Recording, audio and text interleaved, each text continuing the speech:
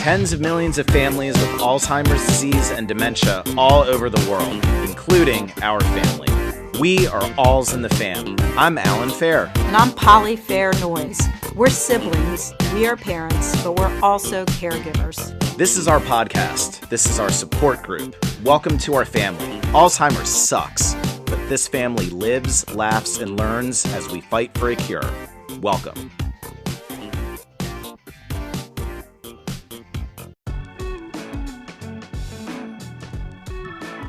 All right, Alz In The Fam with my fam. How are my Alan. favorite sisters doing? Hey, Alan. Hi, Alan. All right, everyone got a chance to say hello. Very good. Well, this is going to be an interesting episode because we're going to talk about the difficulties that we're having with Mom being in her memory care facility during what's now just what seems like an interminable amount of months in the backdrop of COVID-19. And I think we're just going to talk and commiserate about some of the things that we're going through and that are happening. You want to start out, Polly? Yeah, so let's get us where we've been and where we are today. So at first they shut down completely. We couldn't visit. And the facility wasn't really ready to deal with that. So there was no schedule for phone calls or Facetime calls. We didn't know what was going on.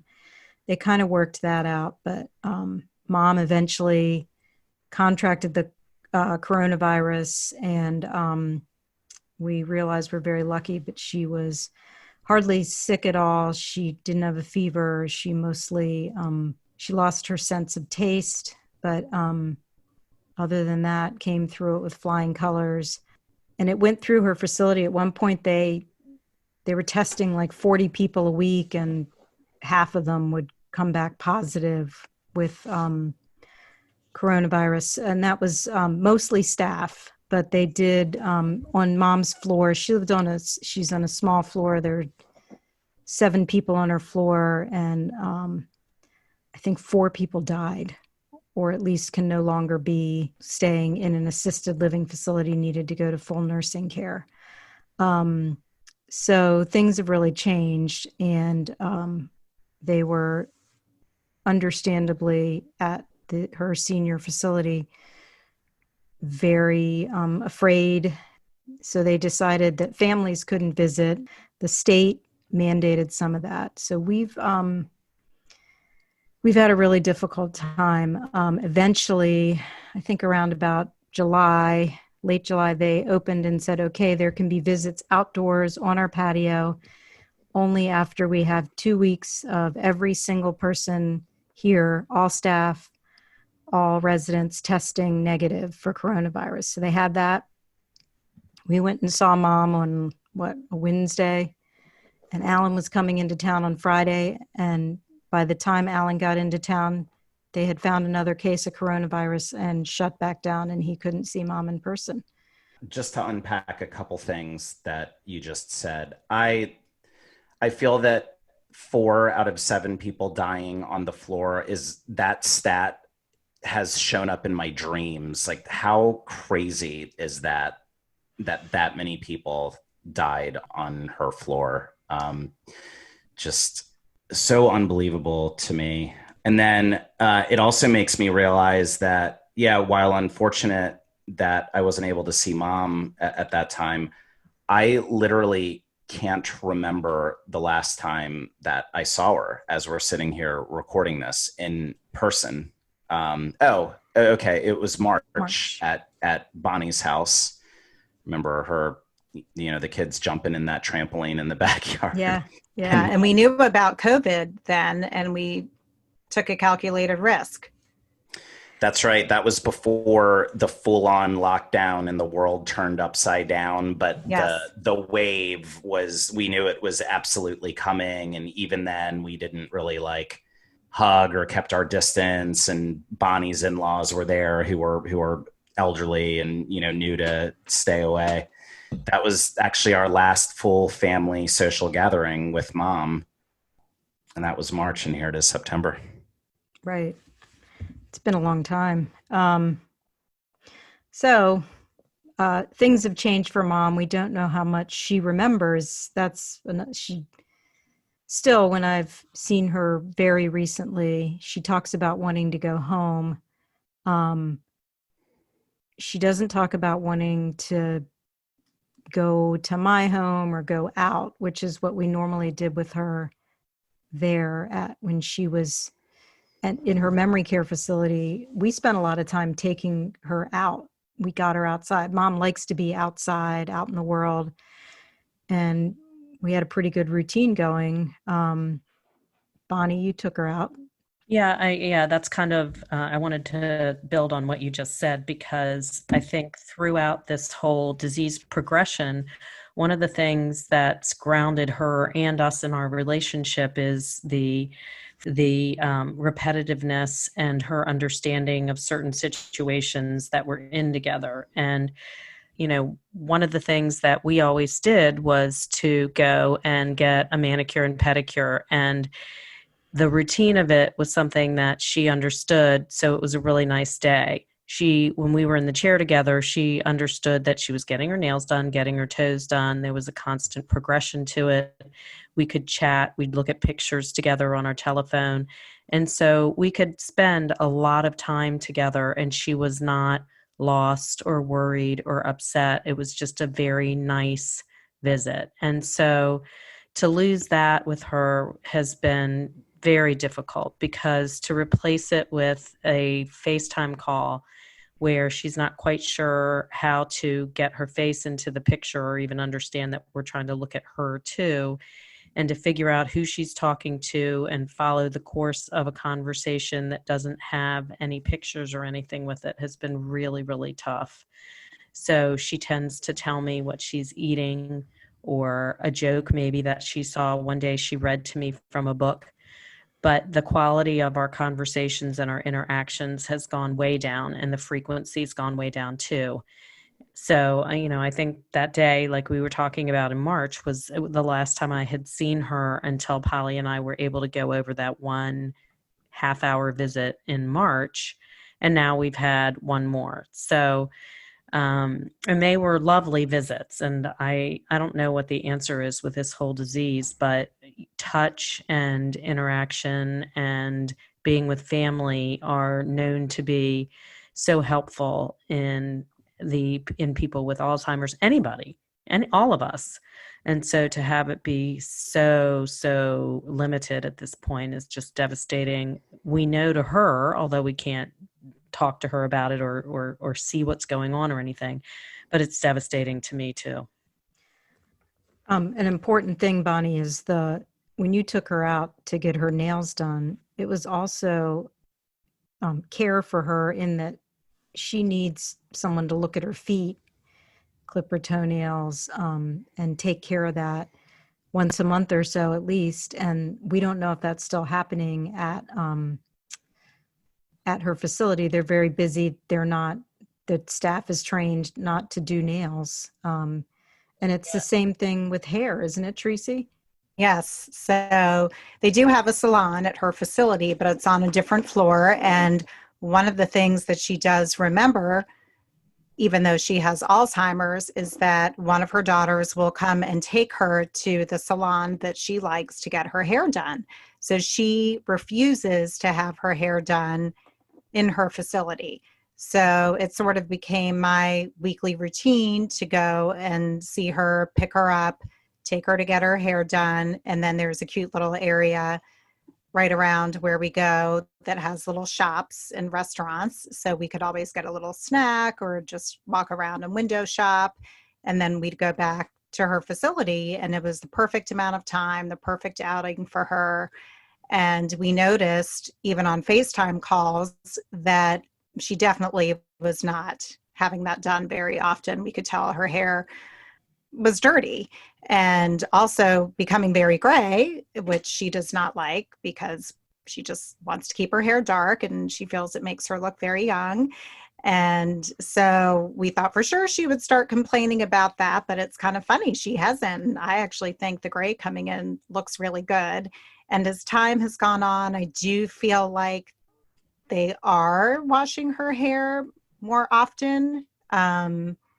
I could be wrong about that. It's hard to tell because the FaceTime calls are inconsistent, but certainly the one time I've been able to see her, her hair was nice and clean. I've only seen her once though, because the second time I had it all scheduled, but the weather changed and it was raining, and I got a call a few hours before that they had to cancel my visit with her. So that's a big worry, what's going to happen here soon in the DC area when the weather starts to get cold or rainy, etc. Yeah, and going back to what Polly was saying about feet, feet are a huge issue for the elderly, both for foot care in general, clipping of toenails, that kind of thing, and having them looked at for circulation and stuff like that. And the staff, I know it probably a lot of what's allowed to be done by a non-medical person varies from state to state, but in her facility, I don't think that the lay people are allowed to do her toes. They're allowed to do her fingers, and they do. And I know they do that because it bothers her so much when they're chipped that she'll talk about it relentlessly. And they used to call me to come and take her to get her nails done if she chipped one. And I've noticed that they're definitely doing the best they can with that. But the feet are an issue, and just beyond even that kind of care, like we're talking about, just the care of having somebody touching her and spending time with her one-on-one in a situation that she's comfortable with people that she knows love her and remember for now and wants to be with. I mean, there's just, it kills me that we're not there for her that way. Right. We haven't even seen this room that she's been moved into. I mean, maybe she hasn't complained about the gray hair because she doesn't have access to a mirror to see herself in this room that she's in. I mean, it's just so crazy that we don't know that. It's crazy. I think the important thing about the gray hair to remember is she doesn't remember she has gray hair until she sees herself in a mirror. So when she's walking around, she doesn't know. Our whole thing with that is I always wanted her to be able to look at herself in the mirror and recognize herself. And we don't know if that's happening. Yeah, that's what I think too. It's more about how she's going to remember herself. She's never had gray hair her entire life that she can remember. And I know that, she remembers herself and us all at a younger age than we are, as evidenced by the fact that she comments on my wrinkles every time she talks to me. So one of the things that's happened during this shutdown is Mom's gained a lot of weight, which isn't good for her. I blame it mostly on the fact that she can't walk. Mom's always loved to walk, and she's good at it. We had a difficult time I wondered a lot, does she have shoes that she can walk in? I mean, it was winter when this started, and now we went through the hottest part of summer, and Mom tends to wear through some shoes, and she likes to wear sandals in the summer, but it's not the right thing. So when we were making regular visits, one of us at least, be 3 times a week, basically, we would make sure Mom put on the correct shoes to walk in and we could get her out for a walk. Now she's sitting longer. It's not good for her health. She doesn't have the right shoes on. She could trip and fall. On top of that, because her facility lost so many residents to all the people that died, by the way, were not necessarily from COVID. Some of them had underlying conditions that may have been exacerbated by COVID or whatever. But anyway, Mom, what she suffered the most from is isolation, lack of the ability to go out, to move enough to exercise. And because so many people passed away on her floor, they moved her. They said, we're shutting this floor down, and moved her to a different floor. And so here's a person who had gotten used to the location of her room was the last one on the right at the end of the hallway. She knew that. They moved her to a completely different floor. The room is smaller, so they didn't put her queen size bed in. They put her in a twin size bed. This is all without us being there. We couldn't see the room. And not the last room on the right No, not the last room on the right. It's the other end of the hallway on the left. I mean, and she, I did get to see her outside last week, and she was teary saying, I just, I may not, I'm sorry, I might fall asleep. I just can't sleep. The room, it's just so small. And she just teared up and cried. And I, well, let's just say it's incredibly difficult for anyone to see someone they love sad and upset and crying. But something broke in me. I don't think I'll ever recover from that. And I can't go in. Did they put her clothes back in her dresser the way it used to be? Is there room for her to walk around? Does she have a rug? Is it clean? I mean, we really checked on her a lot in her space. And so that's been difficult. And the fact that she seems very isolated, even in an assisted living facility, when what we were trying to avoid in moving her to a group facility was isolation, is just devastating.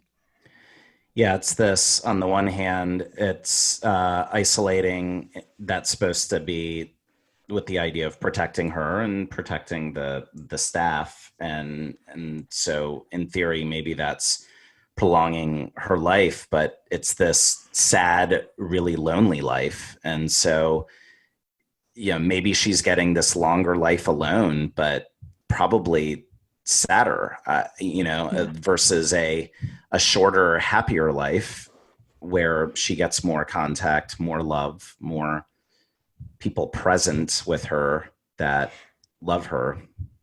I think that there's a real balance that's a struggle with the whole coronavirus, and it's especially in our elderly, that isolation versus vulnerability. What's the most vulnerable thing? And I think for our mom, it's been 100% proven that the isolation is more devastating to her than the disease. She had the disease and recovered very quickly. They wouldn't have even known she had it. But the isolation is continuing to affect her in a negative way and a very devastating way. And I was talking to Polly a little bit about, my comparison to, if you cut your arm and you're bleeding, you immediately rush to fix that arm. But, when you have a mental health issue, which is what this depression and isolation is causing, it's easy to pretend you don't see it or don't understand that it's happening, and not to address the emergency in as active and proactive a way as you're doing for the other emergency. And I think that's a really, really devastating, sad part of what's happening with our seniors and everybody right now. Yeah, I'll just say I've been alternately, depressed and sad about not being able to do anything about mom, but also sort of angry that we haven't, this many months into it, figured out how to treat, seniors and people in assisted living facilities, memory care facilities differently from the way we're treating prisoners. I mean, the prison population is being isolated. If one gets sick, they move them, I guess, to solitary confinement. That was the same plan for our mom when she tested positive. Bonnie, Tracy, Alan, and I, none of us are allowed in, but yet when people died, movers came in and moved their stuff out. And there's private duty aides that are not, I'm sure they have some training, but they have no special medical care, that come in and leave every day. There's, delivery people delivering things. There's a nurse that visits to take they continue testing them for coronavirus. Mom has been tested weekly for coronavirus since April. So that's 4.5 months now of tests. That can't be fun. And I won't deny that they need to continue testing, but I do think they have to figure out how to balance protecting her and isolating her, as you're saying, Bonnie. Yeah, and as we enter the fall and the colder months, we have on our mind all these decisions that come with things like flu season, for example, and getting her a flu shot. Yeah. So there's a push, I'm sure, in all assisted living and senior care facilities to make sure everyone gets the flu shot. And this has been done every year that mom has been there. They want them to get the flu shot because elderly people are especially vulnerable to the flu. This year, they're really pushing it because they don't know that they'll be able to tell the difference between flu and coronavirus, and it's really important to them that that happens. So in previous years, our mom has not gotten the flu shot because she hates getting the flu shot and refused to get it in all the years before she had Alzheimer's and in her earliest years with mild Alzheimer's. And her facility comes to me as her, I guess, medical power of attorney to sign off saying, give her the flu shot. And I'm really torn. I feel like if I give them permission, they will go to mom and say, well, Polly said you have to get this shot, and mom will want to do it. But I know that it goes against her wishes, that she's already had coronavirus. So, and she doesn't want the flu shot. I'm not really even scared of the flu because I'm not interested in prolonging her life so that she can be sad and lonely for longer. Does that make sense? I mean, who wants a longer, lonely, sad life instead of a shorter, happier life? I don't know. I mean, at this point, I know that the shot is temporary suffering and it protects other people, but I really like for my mom to be able to make that decision. I think, Bonnie, you feel differently from me about the flu shot. Yeah, I mean, and Polly, we've had this discussion and agreed to have it on the air. That I feel like it's a small thing to do to protect the community and to protect her in addition to the community, and that we're laying a lot of angst on what should be, to me, a routine thing that we do every year anyway, whether we like it or not. And I understand you're not wrong. I mean, mom didn't feel like she ever wanted to have the flu shot. Of course, I get the flu shot every year. I'm in a different situation. We all in my family get the flu shot every year because Mike is vulnerable. And so, my feeling is that we all do things that we might not do if it was just us that was affected by it. But as a part of a community, we do them anyway.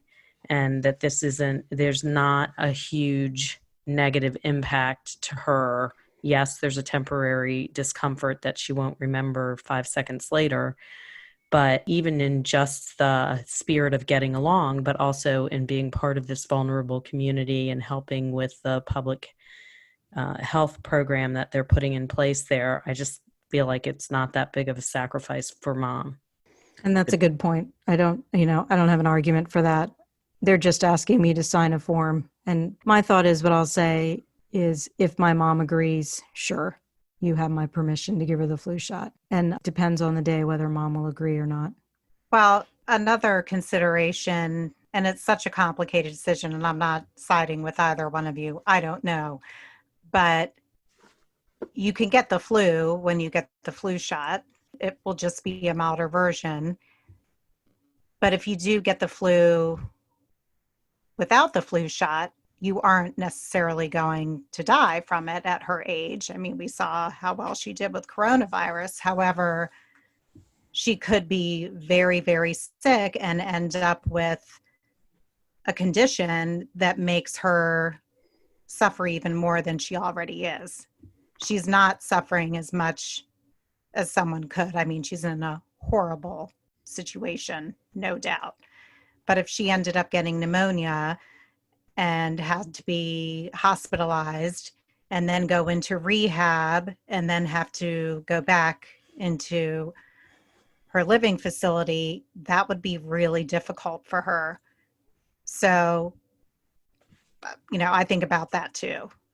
Yeah. I mean, and I worry about that too, Tracy. It's not like I've made a decision, I'm not signing it. I just think it just illustrates how every single decision that seems like it's small is so hard with someone with Alzheimer's. And you're making decisions on their behalf.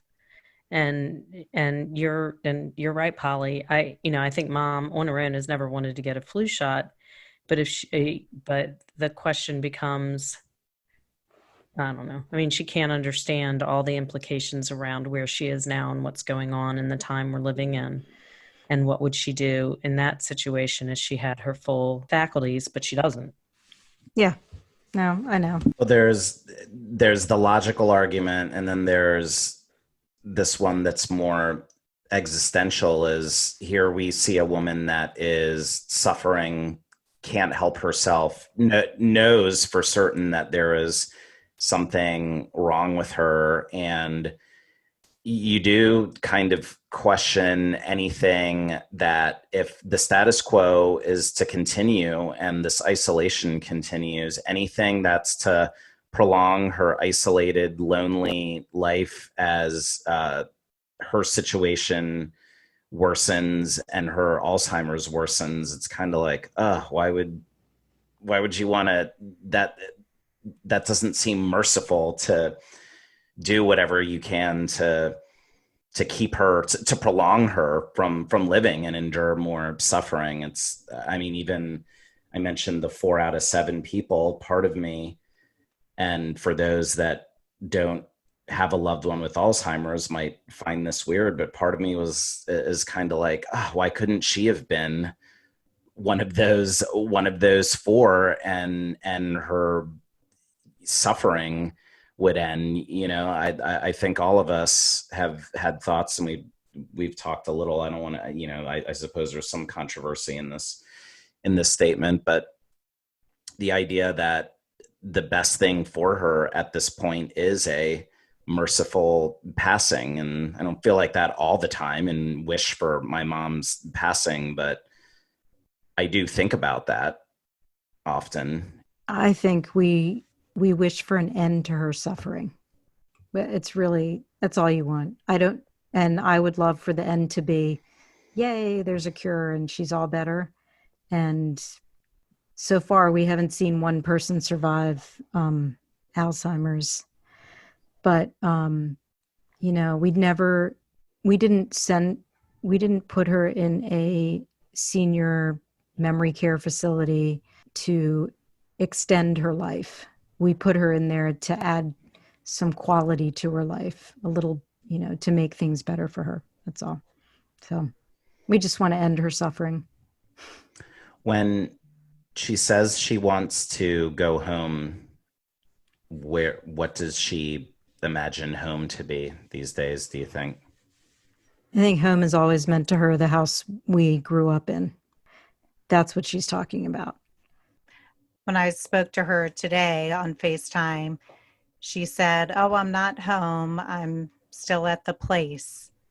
So she still feels as if she needs to let us know that it's kind of a temporary thing, I think is what she's trying to say, because she'll either let us know that she's there, and sometimes when I visit her, talk to her on the phone, she'll say things like, "Well, I think I'll stay here tonight, but tomorrow I'd really like to go home."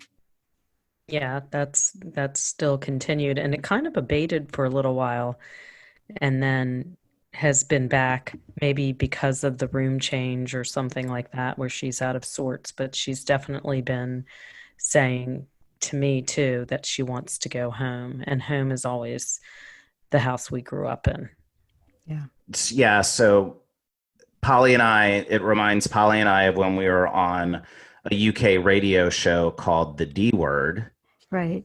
So when we were on that show, they talked about in the UK, if someone, an elderly person, a person with dementia, gets the coronavirus and has to go into the hospital, they're allowed to have a person come with them to the hospital to help them. In the United States, it's the opposite. You cannot go with your person who they can't bring a caregiver with them to the hospital, which means they don't know where they are. They don't understand what's happened to them. They may try and pull out their IV, and then they would be, strapped then to their bed. So maybe their hands strapped down, so they don't do that. And I just think, again, there's got to be a better way than the way the United States, or I forget the whole United States, just the way our mom is being treated doesn't leave enough room for adapting things to a person with her specific disease and abilities. So she can walk. She's not that frail compared to some people on her floor or in her facility. But she should be able to have someone go to the hospital with her if someone is willing to go.